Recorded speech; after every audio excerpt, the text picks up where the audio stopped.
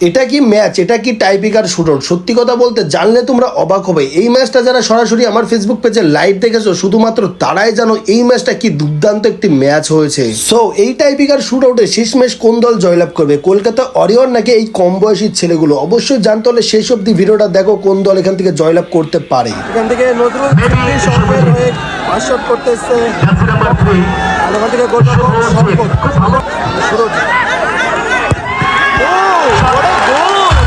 Kolkata warrior হয়ে pass shot করতে এসছে, আর ওখান থেকে গোলরক্ষক কুটুস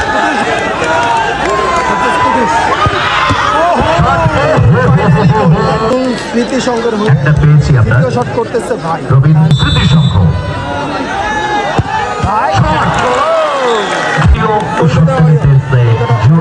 দ্বিতীয় শট করতেছে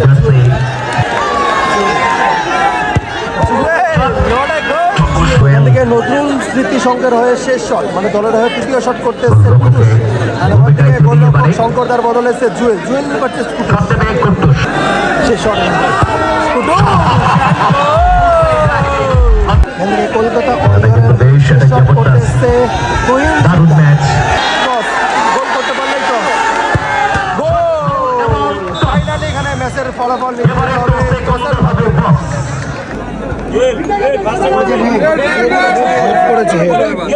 রেড করেছে, যার মধ্যে রেড থাকবে।